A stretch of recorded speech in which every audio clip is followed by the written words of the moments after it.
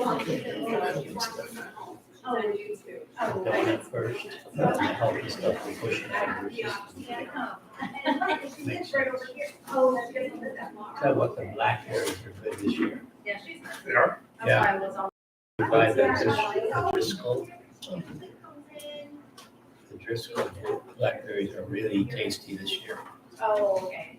It's a good year. It's not a morning, but. They're usually so Yeah. tart. No, no, no, you're good.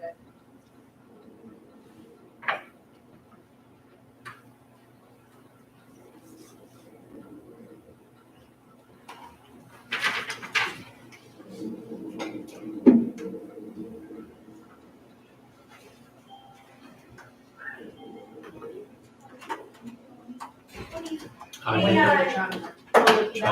And then he's eating berries. Yeah. I love it. How's your little soccer player? Yeah. Oh my gosh, crazy. Yeah. Keeps you busy as a mom, huh? Oh, yeah. He's very busy in this one. Hey, brother. I got 4 grandkids. The grandson's in 3 sports, Oh, my and gosh. the other 2, the girls both play volleyball. Oh, that probably keeps So, you busy too. They do a my lot of daughter's- traveling, I think, too, don't they? Yep, Wow. and my daughter coaches, and her husband coaches. So Yeah, my it's like husband coaches constant. too. It is, it's constant, for sure. Always.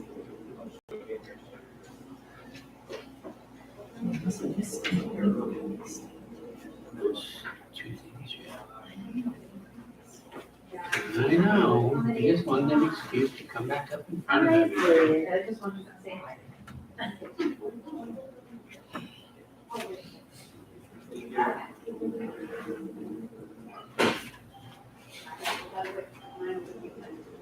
Yeah, my car's dirty. We'll talk after the meeting. Oh, yeah, that's good. Let's go, Rick.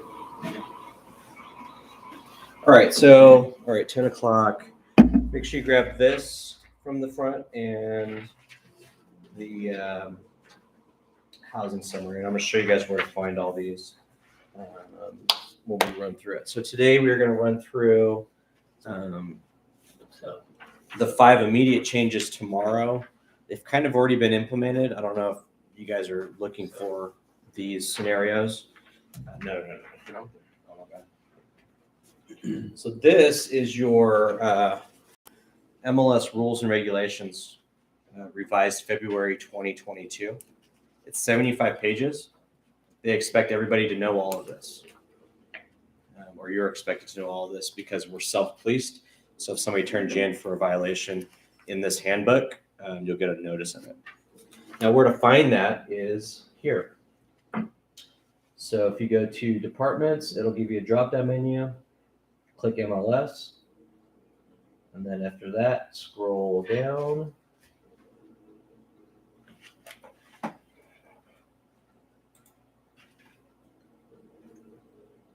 To the bottom.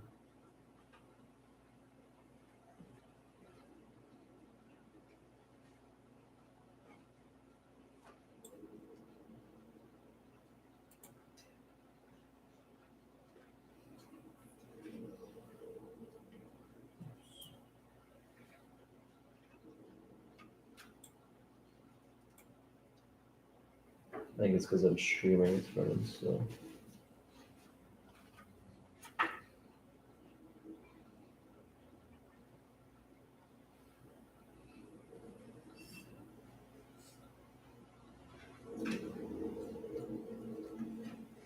There it is.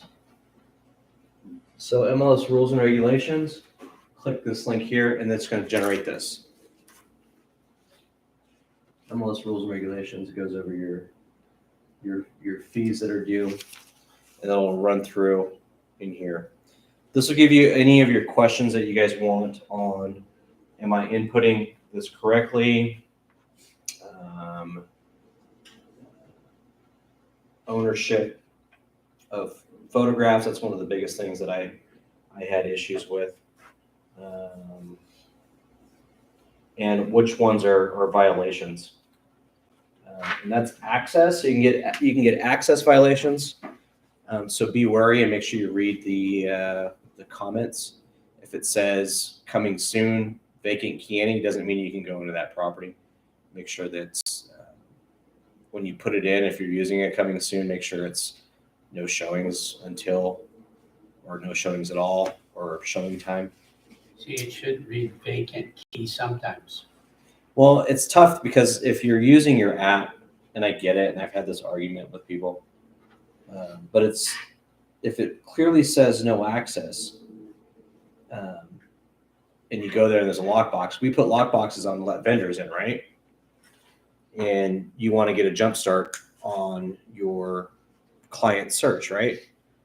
So it's tempting to go in there.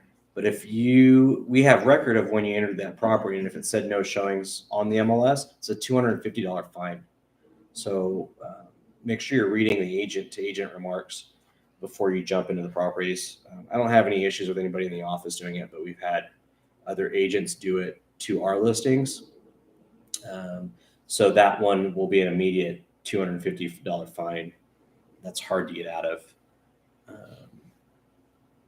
if you enter a property without proper access notice. But yeah, on this, if you go in here and you pull up a listing and you hit your access or showing instructions, sometimes you'll just read the occupancy description, and if it says key any, with that in mind, you missed the agent to agent remarks, which is the next one down.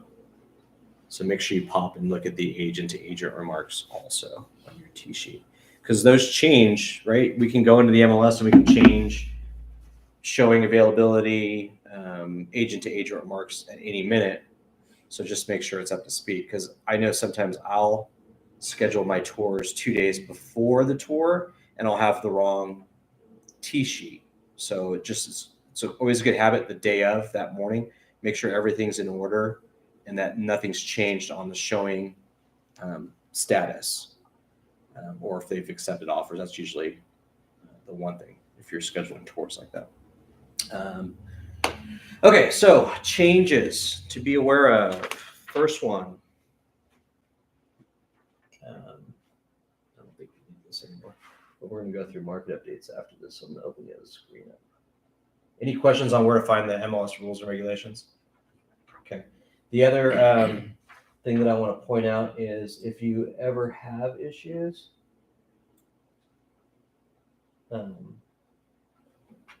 just call in.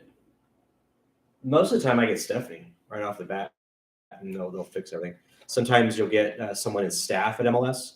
A lot of common questions are like when you auto-populate from your tax records, your square footage doesn't match up, or you have an addition to the property and you need that added in, because we don't have access to that. So just call these guys and they'll just ask you like, hey, give me proof. And if you send them a building sketch that there's an additional 1,200 square footer or 1,000 square feet on the property, they'll add that in for you, so that you're not marking wrong. Same with the 3-bedroom, 4-bedroom. Sometimes you'll get in there, text or read 3-bedroom, owner added a room inside and you want it to show 4-bedroom.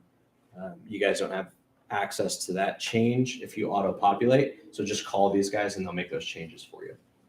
Okay, really easy. Or you can shoot them an email. I think it's mls@galvar.org. I think they're changing galvar.org. Some people are still using that email. But anyways, for any MLS questions, she's the head, and reach out to that department and they'll make the changes for you guys. Any questions on that page? Everybody knows where I'm at, right? LasVegasRealtor.com. What tab was it under for you? Was it under education? So if you just go to departments Departments. and go down to MLS, it'll populate. Okay. Same. So you got accounting. That's where you can make all your payments. Commercial alliance. That's where we have all of our commercial documents and questions. Education. If you need CEs or you need classes for Matrix, you can go in there. Membership. That's everything that belongs to you guys as members. Any discounts you can find in there. Services. MLS. Professional standards is where we go arbitrate, and then you have the real store if you wanted to buy writers and cool notebooks and pens, or what else? Writers, signs, Lock boxes. lock boxes, all of that jazz. So use it. There's benefits in here that people don't know. There's online training courses in there you can run through that'll direct you if you guys have questions on things. A lot of people don't use this unless they have to pay dues, right? So you get that every quarter or once a year you're in there. If you join a committee, you're in here every month because you have to go to the committee meetings and get your agendas for the meetings. So everything's in there. You just got to get familiar with it. All right, so the major changes, let's go into my Galvar. When are they gonna change the tab from Galvar to LVR? What is LVR? Upper left. Oh, this? Yeah, I don't know. So right now, there's the integration of Remind and Remind Docs, which is to eliminate us having to use Realist and Transaction desk. Transaction Desk. Yeah. The transaction desk was extended, right? Transaction Desk is extended until we get enough training on Remind Docs. So the major difference in Remind Docs and Transaction Desk is the collaboration. So if I entered into a contract, I'm the seller, TC is the buyer, we can collaborate on the docs and automatically share secured signatures. So if you get signatures on an SRPD, it's stored, and all you have to do is add him to we have the round table in our back office, nobody uses it, but it's kind of having the round table ready in the Remind Docs so that your file's in order with signatures, then you can just take them and upload them to our back office. Okay. I'm still taking courses. They're all webinars, so if you want to take them too, and once I get really proficient at it, then I'll host it here. And we may even host someone from Remind here so that we're all on board. The goal is to have Remind integrated August of 2022, implemented by September of 2022. So Right around the corner. we got to start getting familiar with it. So right off the bat, even probably next week, I'll run another Remind refresher on creating farms, searches, and things of that nature. So you guys, that's where you get all of your information from. And I like it for marketing because it's really inexpensive and it's like at the touch of your fingers. How does it work for if you are doing commercial or land and you have documents that shouldn't be accessible to someone that doesn't have it? Well, it's only accessible if you give them permission to. So you can just, Yeah. So once you add that agent and they're a member of Galvar, then their information will auto-populate in as the other agent, which makes things a little bit easier. and it works similar to transaction desk as far as forms or documents? Yes. Because I use documents more than I use forms. Yes. But this will allow us to integrate DocuSign versus Authentisign. Oh, man, now we gotta pay Yeah, for I it. know. We always change things, right? You gotta pay for DocuSign. No, that'll take over and there'll be a free service again. I've been paying for DocuSign since it was I know. in the beginning because I like them a lot more. But From what you're describing with that Remind, it sounds a lot like Dotloop. Are you familiar with Dotloop? Dotloop, yeah, and Dotloop will be integrated too. Oh, Dotloop will be too. So you'll have a multitude of choices. Oh, I'm on board with that one. Okay, so changes. We've been talking about it for years, and the most important one, which is in red, but yeah, I think I did black and white on you guys, is the policy statement 8.8. There's changing display of listing brokers' offer of compensation. So now the offer of compensation is going to be posted to the general public. So make sure you have those conversations with your seller so they know what's going on. And now you have to have these conversations with your buyers. So buyer brokerage agreements, I think we had a class the other day on it. Getting proficient at that so that they understand where your compensation is coming from. And you're not backpedaling with when it says you're getting 4%, from so-and-so brokerage, and they're not negotiating your commissions. Does that make sense? All right, so that's what you guys have to deal with, is commissions are now available to the public before they even look at the property. And can't even be hidden anymore. And Can it's, I ask why? so the Department of Justice decided that we weren't as ethical as we are, even with our code of ethics, and that our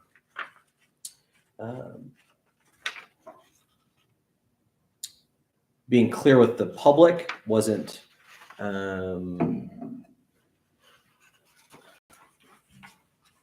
being true in its advertising nature, I guess is what they described it. So there was never any loss, but that we just agreed that, hey, can we do better? Can we do better as an association of realtors? And we said yes, if we can agree to some of these terms. It was a whole negotiation battle 2 years ago or a year and a half ago. And they came to terms that we as a national association will change these so that you will be a better agent In theory. in theory, and will be more transparent to the public. So now, even though by law, at the top, we have to disclose where all of our compensation comes from. But I guess everybody wasn't doing that. So now it's right off the bat to the general public, your commission is now stated. So have those conversations with your buyers. This is how I get paid. And we'll notify you of what the compensation that's being offered, whether that covers the fee or not, because now you have to establish buyer agency right off the bat versus what we were doing, right? Put a listing in, buyer call. Yeah, I'll show you the property. Yeah, I'll show you the property. Now we have to have the, well, do you have an agent representing you, which is what you're supposed to ask right off the bat, right? If not, are you aware of buyer agency and how I'm compensated for showing you this property? Really simple conversation, right? Yeah. Well, in my opinion, it also forces us as licensees to not only have the conversation about buyer brokerage, but furthermore, to elaborate as to how we as licensees are compensated vis-a-vis the brokers we're affiliated with. Yeah. Because that, now that we're gonna be forced to have our buyers look at that and say, oh, you're getting whatever, 2.5%, 3.5%. Yeah. Well, you're gonna be driving a new vehicle. You go, no, wait, time out. Let me explain to you how an Yeah. agent gets compensated. And what we're required to have. Right. The biggest thing for me, like for sell by owners, you want a for sell by owner winner, like how to achieve a for sell by owner. Do you want it real quick? Trick question. Do you? No, you're going to a for sell by owner and you want Yep. the listing, right? Yep. You want to know how to get it? Yes. I'll give it to you. I have $1 million E&O coverage. What do you have representing yourself? Right. If it goes bad, do you have that same coverage? No, but I do. So this is why I charge you 2-3%, whatever I'm charging you. And they're like, oh, I never thought of it that way. Yeah, if you fail to disclose and somebody sues you, you don't have the coverage, but I do. I'm covered by law. So, so if you ever want to win a for sale by owner, just bring that to their attention. And you want a copy of my policy? Here it is. It's in our back office. Don't share it too much. We don't like attorneys getting a hold of those, but sellers, yes, they can have that all day. Not attorneys, though. Leave them out of the attorneys. And this is live. No, I like attorneys. They're fun. Okay, so that is number one. So guess what number two is? Which we took out probably last year already. You used to be able to go in and search. I only want to show my clients 2.5% and above, or 3% and above, whatever my contracted rate is, right, with my buyer agency. You're no longer allowed to do that. So every property will prop up, and they'll get disclosure of what the commission is prior to seeing the property. that is the end goal of these MLS policy changes. With that, number 3 is now in play. You can't say you have free service because you're getting compensated, right? If there's a co-op, even if it's 1% or 0.05%, it's not a free service, right? Because now you're cooperative. So you can no longer advertise free buyer representation unless you truly are doing it for free. That means crediting them back the compensation being offered by the selling brokerage, or $0. That's free. I don't know anybody that in this office that works pro bono. So I don't. You have to pay me, so I don't understand why you would do anything for free. So You guys ever argue? this Yeah. is from the national. This is the I national know, but settlement there's with little arguments within that, like, you can't say that I work for free from my client. Really, you can't, you can, but you can't advertise it. because my client being the buyer, if the seller's paying my commission, I'm doing it for free No, to you're him, getting paid. not by him. Eh, That's an argument, that's a legit argument. It's a matter of semantics, Don't but say you're doing any it for art doesn't free. like it. Yeah. Say you're not gonna charge them, I'm not going to charge you. except for I a know. transaction fee. But the way they always word stuff. Yeah.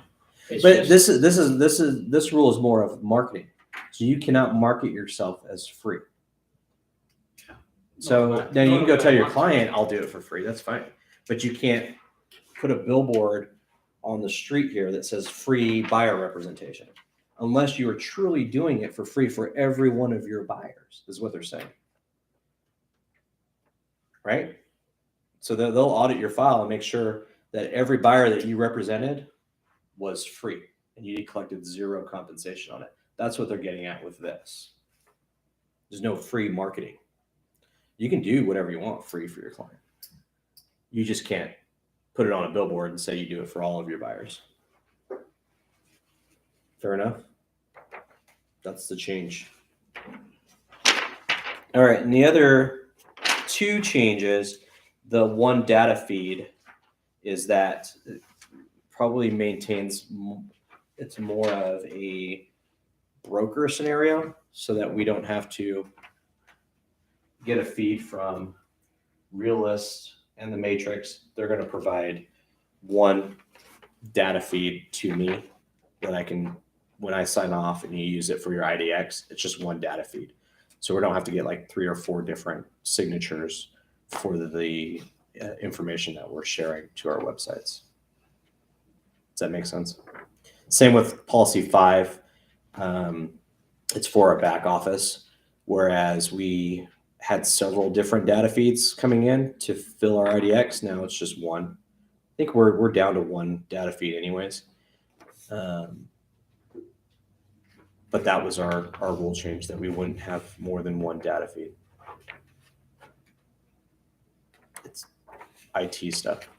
If you have further questions on it, though, we can run through it. Does that include all of your people you're syndicated with, so to speak? All of them? Yeah.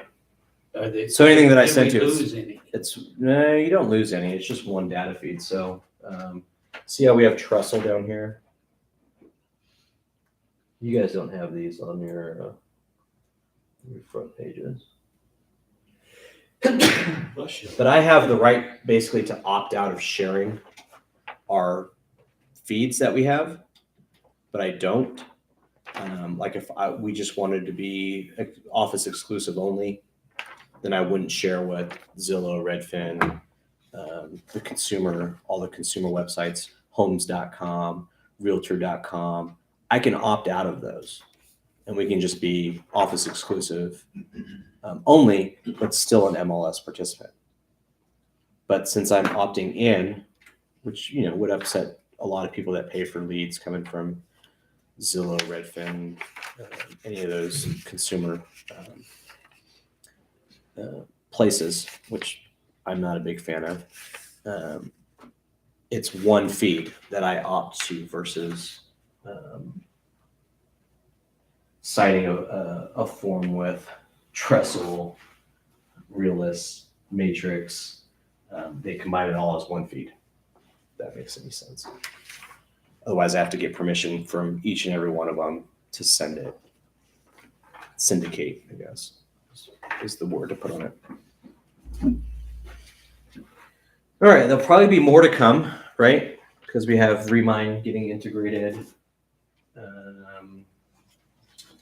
Showing time is integrated with something. That's another class.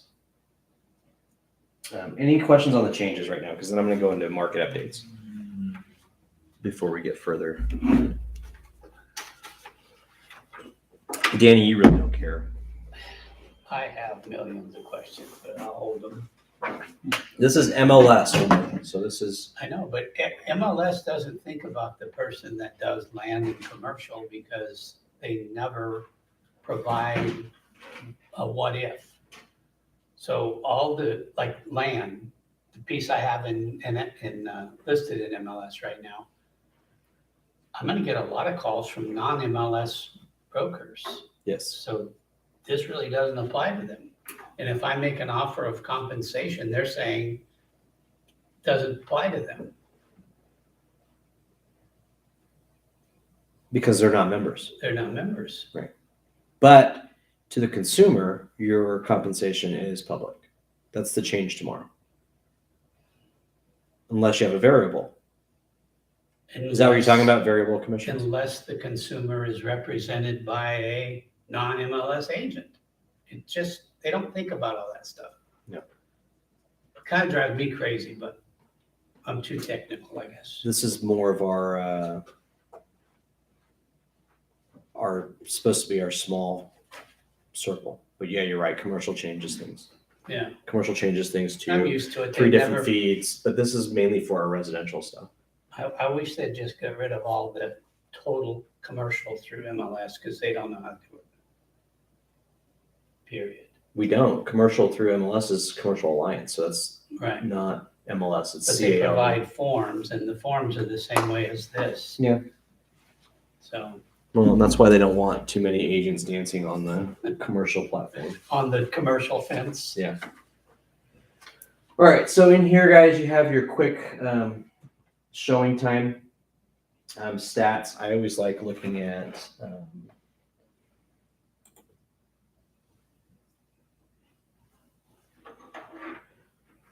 the matrix search bar right off the bat.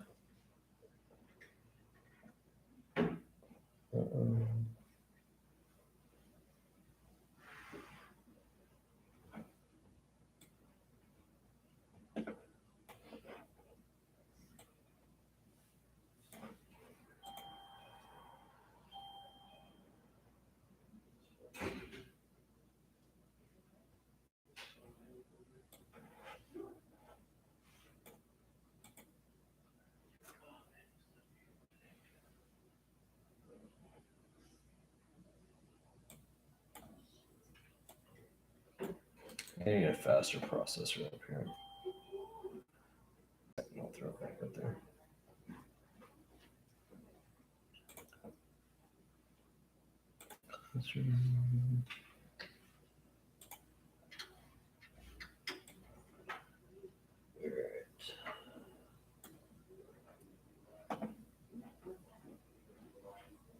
All right, here's what you guys are up against.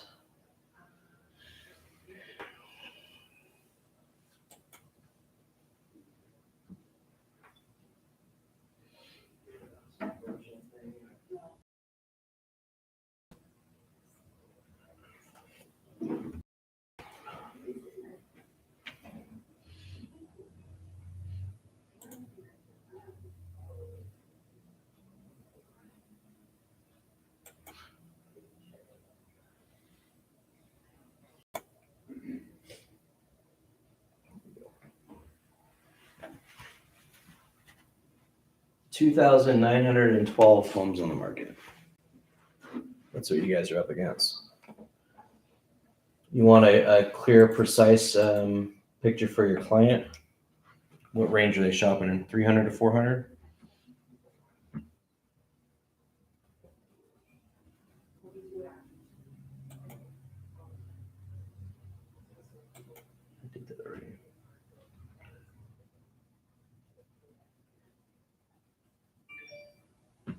2,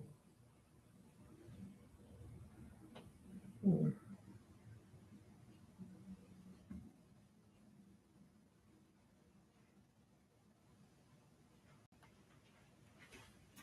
That's $100,000 range. Most of them are 50,000, but 489 homes to shop for. Right. What if you, get rid of, you're more specific on the sub-property type, like just SFR instead Yeah. of condominium and manufacturing. Changes it drastically. I think it changes out 276 homes. Hold on. So if I did single family, drops it to 2,300 homes. Not a lot considering we're selling 4,000 homes a month right now, right? So I'm gonna go back out here and show you guys your. So still a climbing market. Does that show how many agents are licensed right now? No, but you can go to the division for that. It's around 19,000. 19. Yeah. So there's approximately 15,000 starving agents, right? If everybody does one home out of the 4,000. And then you talk about the Yeah, but top 20 doing 80% of the work. So How many of the 19,000 are just down here in Las Vegas areas? that's true. As far as, I guess we should be looking at members of Galvar versus realtor licenses, which is, Like 13,000, is it 13,000? something like that, around there. Okay. So it's dropped. Yeah, the last meeting that I sat through, the year meeting, they took on, what was the number? Close to 2,000 new realtor members, and they were only expecting like 1,100 or something like that. So the number was, last year's increase was pretty big. I was on the budget meeting with the board, and you can sit in those when they have them. You just have to register as a member, and you can sit in and listen to the board of directors discuss the minutes and budgets and all that stuff. Next time it says members meeting, just make sure you register. The other ones are the fancy ones where they have speakers and lunches, member luncheons, General membership. general membership, and then there's the board of director budget meetings that you can attend and just sit back and listen, and they know that you were there. All right, where did I end up going here? I didn't want to take you guys there.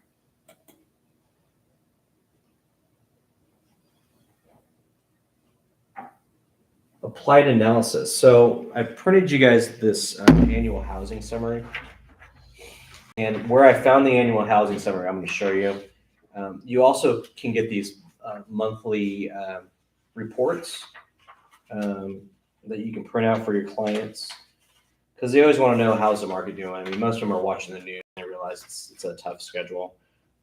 But this gives them, kind of increases where we went in the last 7 years in price increases, number of closings, when's our hot time of the market throughout the year.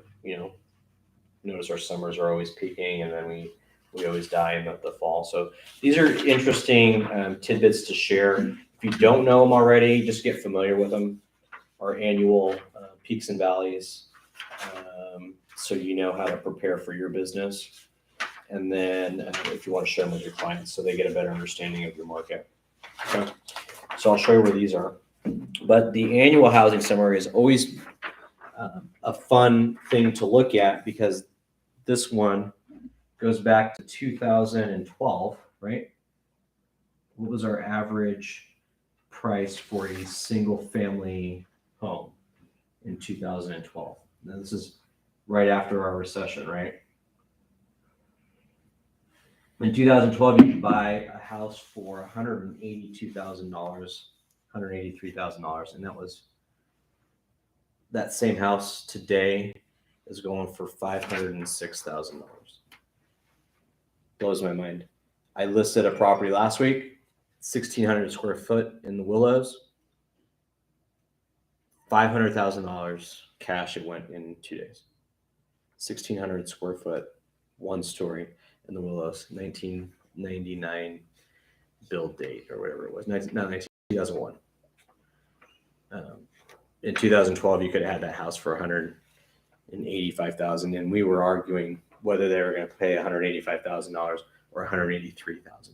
So today, it's no, just give it to me at $500,000. I'll close on it in a week. And that was probably a steal because a remodeled one went for $575 around the corner.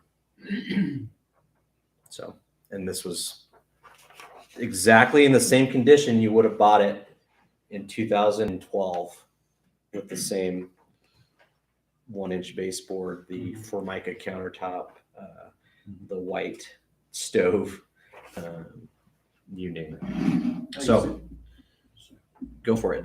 So it's interesting to look at where we've gone in pricing.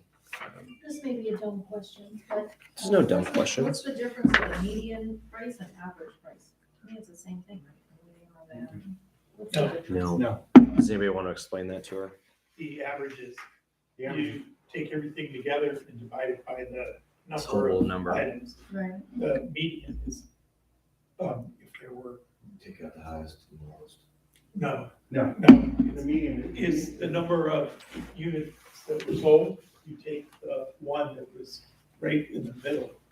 And Oh, if 100 units were sold, you have 50 here, 50 here, or 101 units, you have 50 here, the one in the middle, 50 median. Whatever Not that necessarily average. the middle guy was versus the average, because average you're taking $1 million house with a $25,000 condo and finding that. so the $1 million properties tend to skew everything up. So that's why they like to go with this median to give you a better representation, not skew so much. But here's the beauty of this. This is why I wanted to bring this whole thing to you. Now, we've gotten that price differential, right? Now, look at the top, the number of units sold. It hasn't changed. We're still doing the same amount of work, right? So, as a realtor, as a member here, the same amount of homes are being sold, even though that number is slightly higher, right? Because we have more population. It's still the same amount of homes we're selling every month or every year. So you just need to figure out how to grab your share, right? Yeah. And those numbers are pretty big. So if your share is good, then the number of condos creeped up pretty high.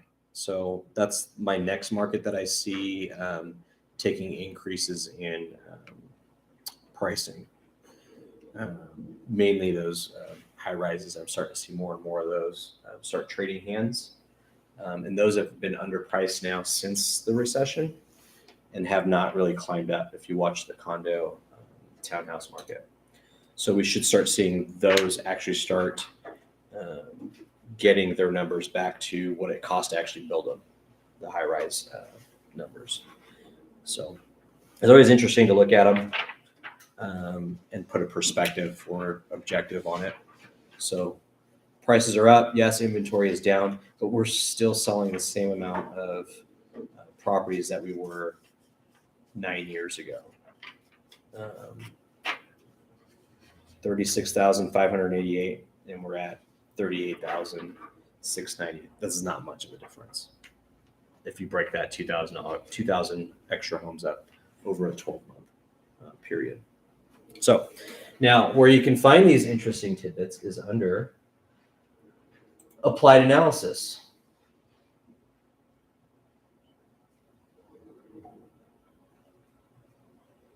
I like applied analysis because they do an extensive report for us for Galvar every year so that we can get bearings on it. They don't just do new. No, they do everything as a whole.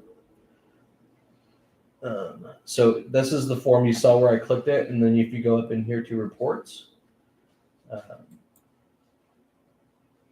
And I'll do another. I haven't done a class on this in a while, but I'll add in maps because this is really interesting if you want to know where new projects, they update this for us. And it's basically map generated, and I'll show you guys that in a minute if we have time. So this is all of your issues for your monthly statistics. The January one is the one I printed to show you the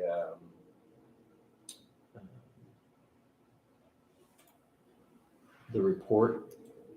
And if any of you want that, be the first one up here and grab it, or just go print your own. So you can go into previous issues, but it's the same thing. But the annual statistics report is right here. That's this one that I gave to you guys right there. And they do like a decade at a time or something. 9 years is this? Decade at a time. So I don't know how far back you can go, but I'm pretty sure however far back they store data, you can probably get it. This one, you can go all the way back to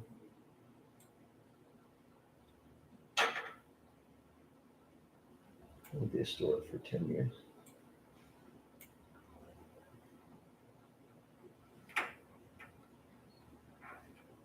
If you wanted a monthly report all the way back to 2017. I guess it depends on how bored you are and how much reading you want to do. And then this economic housing presentation is awesome.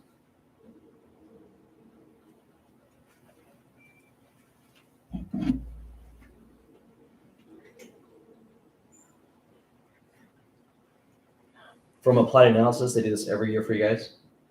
So people that want to know about it, comes out in October, the new ones. And then you can just do a PowerPoint.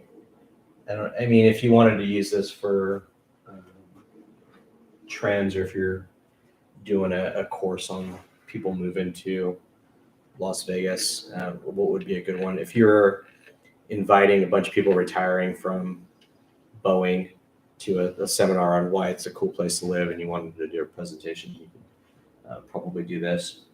You can put one together on Zoom, drop this PowerPoint into your Zoom. You can meet with all these retiring Boeing. I'm just using Boeing as an example. If you've got a group of 5 or 6 people that are interested in learning about Vegas and the economy down here before they move here, you could drop this PowerPoint into a Zoom meeting, earn their buyer agency, and help them relocate. So it's really cool stuff in there.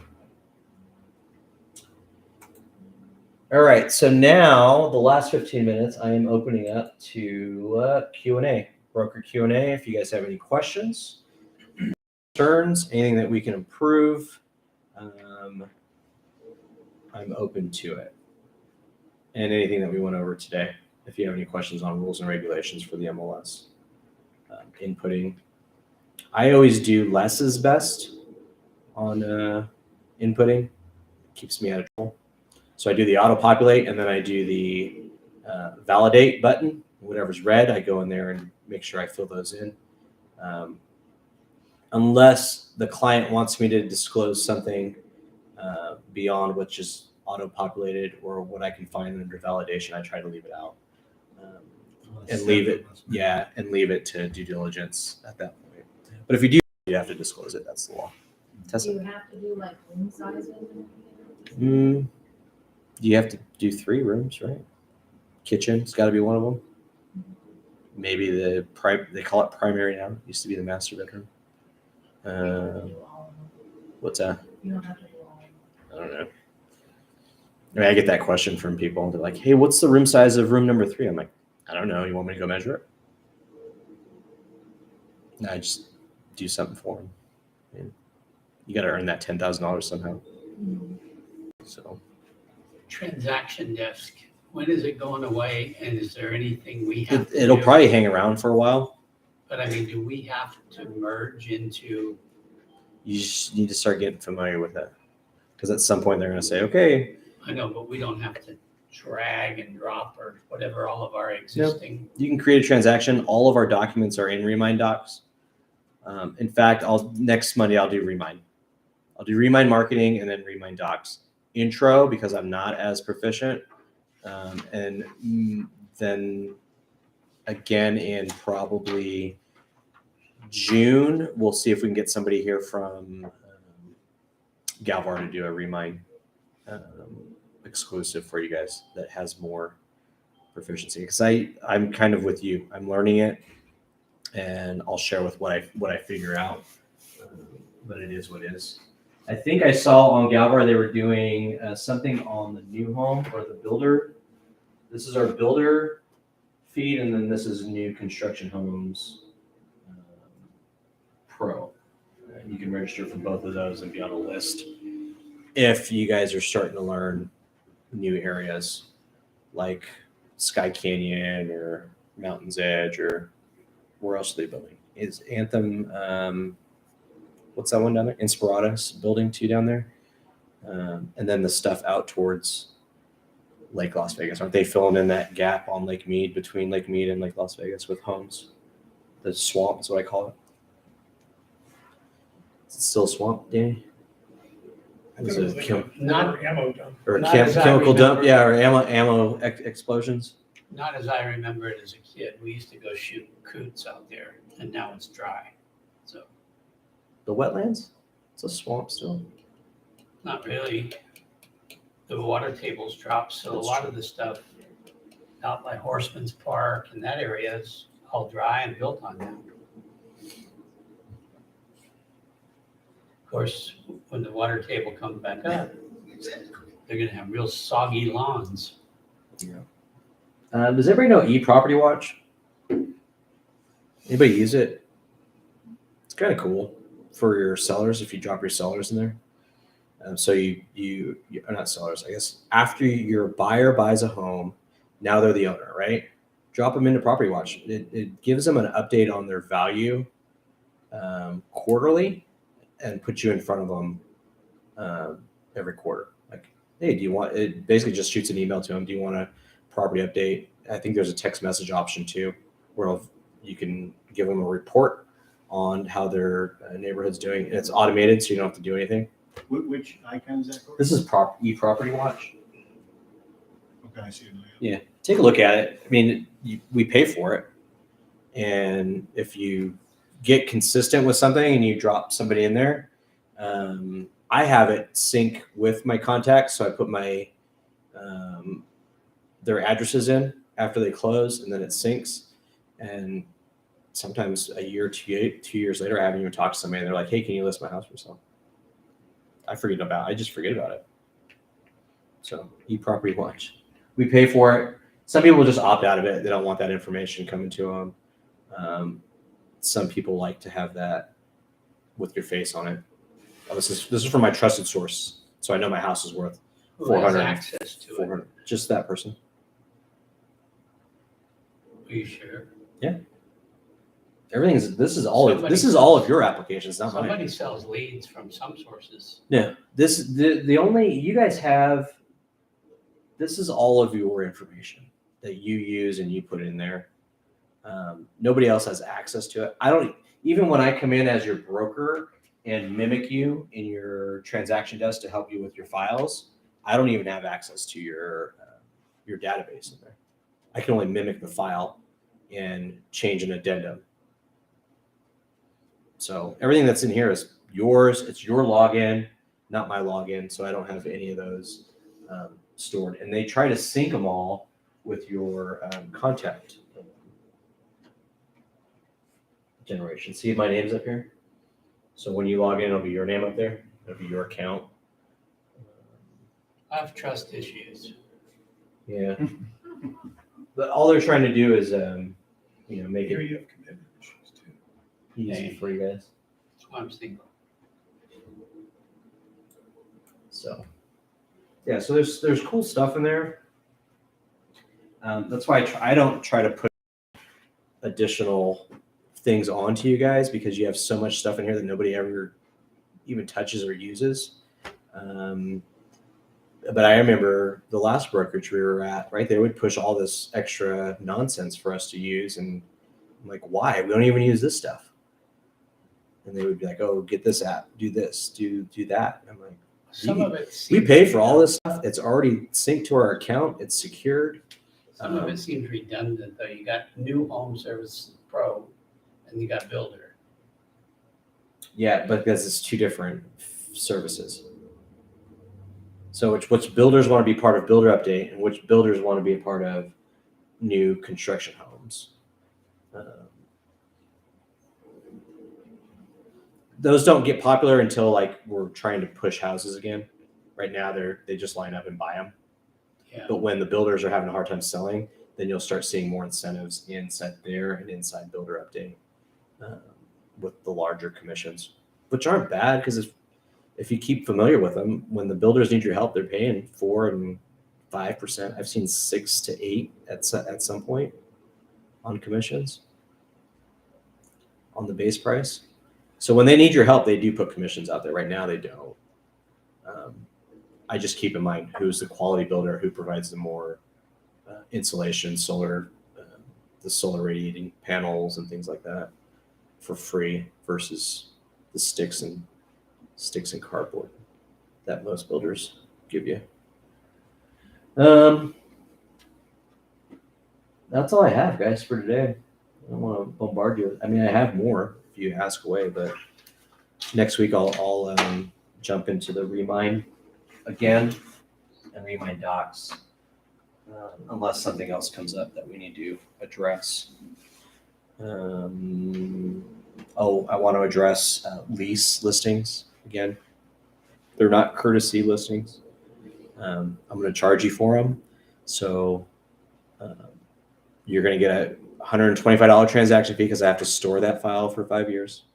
And the other thing I want to reiterate is when you are doing courtesy or family scenarios or pro bono free, just remember that you are the licensee and you are housed here under an umbrella, and your E&O deductible is $2,500. So if you do something and you're only charging them that $125 transaction fee and something does go wrong, there's still a $2,500 deductible if an E&O policy is open. So put value on what you do, and I try to reiterate that. Versus I'm going to courtesy list your house for lease. And we used to do that back in the day, and then it was Back in the day. we got in trouble for you still got to store the file, so there's still costs associated with that file, and you still have an agency owed, duties owed to the client. All right, so no such thing as a courtesy listing. It is a lease listing. It still has to be done like a listing, so make sure you charge your value on it or what you're willing to do it for. That's it, guys. Have some donuts. I'm gonna log out of this. Thank you for coming. Did you get all that? Everybody's up to speed on the changes.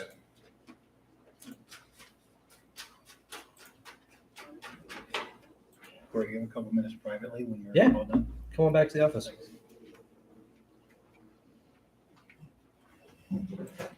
Did you go over what the inventory is?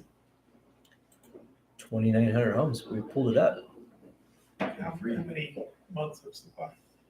Oh, that's less than a month, man. That's 2 weeks supply, right? 0.7 Because if we're for selling, January. if we're selling 4,000. Oh yeah, well, so January I looked at too, and I should have pulled it up, but we sold less than we did in December, 3,600 homes versus the 4,200. That makes sense because a lot of people are focused on the holidays in December. Yeah. And those homes don't close until, the December sales don't close until January. End stream leave